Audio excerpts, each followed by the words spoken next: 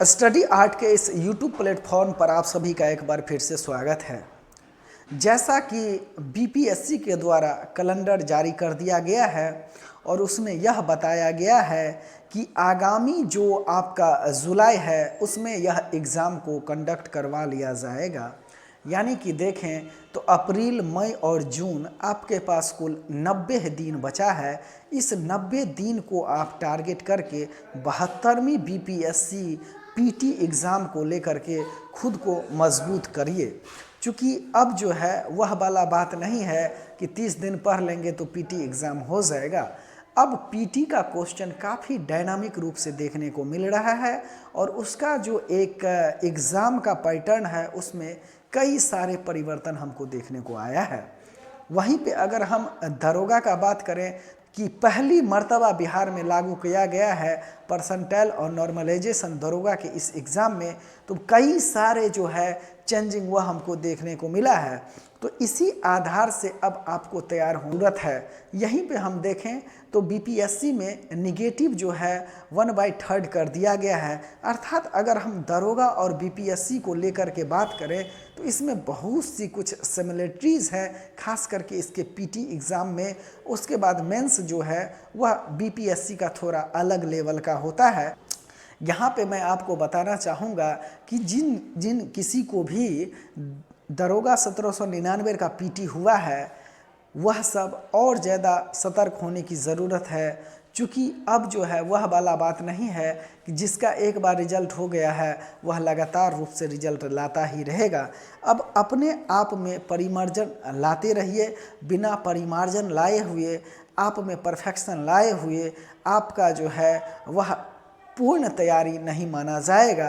क्योंकि बार बार जब तक आप अभ्यास नहीं कीजिएगा तब तक वह आपके हाथ से दूर होती नज़र आएगी। वहीं पे अगर हम इसके फिजिकल का बात करें तो जिन भाइयों का भी रिजल्ट हुआ है वह कंटिन्यू रूप से दौड़ लगाते रहिए। क्योंकि जब तक आपका दौड़ नहीं होगा तब तक आप फाइनली रूप से मेरिट लिस्ट में अपनी स्थान को सुरक्षित नहीं कर पाएंगे। तो 72वीं बीपीएससी दरोगा मेंस और दरोगा का पीटी एग्ज़ाम जो है वह अपने आप में अब काफ़ी चुनौतीपूर्ण हो गया है। देखिएगा 72वीं बीपीएससी अगर इसके पीटी स्तर पे हम बात करें तो कुल 150 क्वेश्चन पूछे जाते हैं और यहाँ पे टाइम रहता है आपका 2 घंटा। ठीक, इसके अलावा 1/3 यहाँ पे क्या होता है, निगेटिव रहता है। इस बात को आपको याद रखना है। 150 क्वेश्चन आपको 60 × 2 120 मिनट में बनाना है। इसमें से हम देखें तो 10 क्वेश्चन मैथ्स प्लस रीजनिंग यह आपको देखने को मिलेगा। तो ओवरऑल यहाँ पे स्पीड आपका ठीक ठाक होना चाहिए। अगर यहाँ भी आप प्रैक्टिस नहीं करते हैं तो काफ़ी ज़्यादा मुसीबत का सामना करना पड़ सकता है। तो 150 क्वेश्चन होए और 120 मिनट में बनाना है तो यह अपने आप में एक बिना प्रैक्टिस का संभव नहीं हो पाएगा। बाबा आदम का ज़माना गया, 64वीं बीपीएससी, 63वीं, 62वीं इस सब में होता था कि भाई साहब आए और किसी भी प्रकार से घंस दिए, कटअप गया 80, 82, 84 और रिजल्ट हो जाता था। अब ये वाला बात नहीं है। 67वीं बीपीएससी के बाद से हम देखते हैं इसमें लगातार ग्रेजुअली रूप से जो है कंपटीशन काफ़ी हाई हो गया है। भले ही सीट की संख्या ज़्यादा हो लेकिन अब पढ़ने वाले भी उस रूप में अपने आप को अनुकूलित कर रहे हैं। अर्थात बहुत सारे साधन हो गए, यूट्यूब हो गया है, टेली एजुकेशन हो गया है, बहुत अच्छे अच्छे इंस्टीट्यूट का एप्लीकेशन आ गया है और बढ़िया मटेरियल अब इजी में उपलब्ध हो जाता है। तो अब वो वाला बात नहीं है। कंपटीशन हर एक स्तर पर अब बहुत बढ़ गया है। तो आप लोग इस बात को ध्यान में रख करके एक शिद्दत से तैयारी कीजिए। यहीं पे अगर हम बुक लिस्ट का बात करें तो बहुत ज़्यादा आपको इसके लिए परेशान नहीं होना है। सबसे पहले हमारा यह रहता है कि प्रीवियस ईयर क्वेश्चन आप इसका बना लें। इसके बाद आप जो है घटना चक्र उठा लीजिए। उसके अलावा लुसेंट इस दोनों को आप बहुत ही शिद्दत से कह सकते हैं, जिस प्रकार से एक पंडित जो है पूजा कराने के लिए वह अपनी पाठ को बहुत बढ़िया से कंप्लीट कर लेता है, जिस प्रकार से महाभारत और रामायण की घटना आपको मनोमस्तिष्क में छपा हुआ है, उसी प्रकार से घटना चक्र और लूसेंट की जितने भी घटना है आप उसको बढ़िया से मस्तिष्क में अपने तरीक़ा से फिगर बना करके उसको बढ़िया से कंठस्थ कर लीजिए। मेन आपका पीटी का यही है रामबाण, यही आपका दवाई है, इसको डोज के रूप में आप लीजिएगा, सफल हो जाइएगा। प्रीवियस ईयर क्वेश्चन, घटना चक्र और लूसेंट, इसके बियॉन्ड आपको नहीं जाना है। पढ़ने के लिए तो लोग बहुत कुछ पढ़ते हैं, आप भी पढ़े होंगे, बिना पढ़े हुए बेसिक बुक आप इसके बारे में सोच भी नहीं सकते हैं। हर एक कोई NCERT पढ़ता है, वो पढ़ना है, बिना NCERT का चीज़ क्लियर नहीं होता है।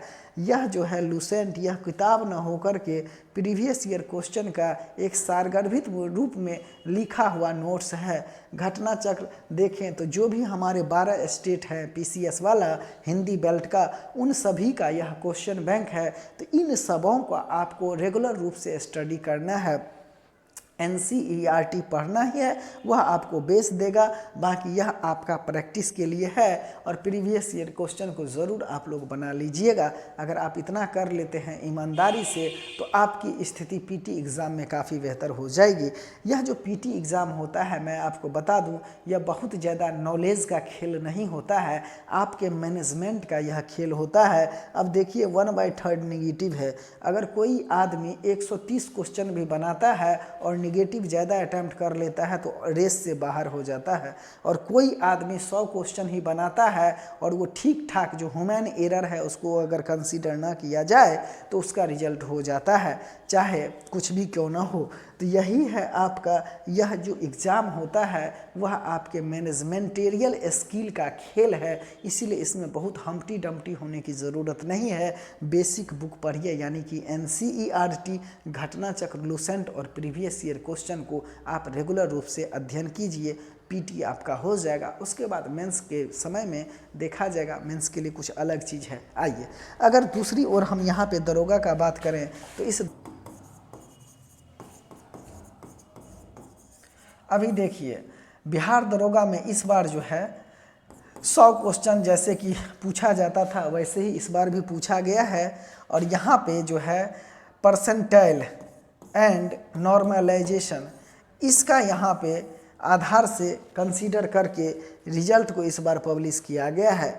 तो आपका जो 100 नंबर है, यानी कि 1/10 जो निगेटिव होता है, यानी कि अगर आप 10 क्वेश्चन गलत करते हैं और एक क्वेश्चन सही करते हैं तो बात बराबर हो जाता है। उसी आधार से यहाँ पे देखें तो निगेटिव का बहुत बड़ा रोल नहीं है, हर एक कोई सब क्वेश्चन को अटेम्प्ट करते हैं, BPSC जैसा कुछ बात नहीं है। लेकिन जो क्वेश्चन का लेवल है दरोगा का अब पहले से बहुत ही बढ़िया हो गया है, अर्थात कह सकते हैं कि BPSC का PT और दरोगा के PT और मेंस एग्ज़ाम के क्वेश्चन में बहुत ज़्यादा परिवर्तन देखने को नहीं मिलता है।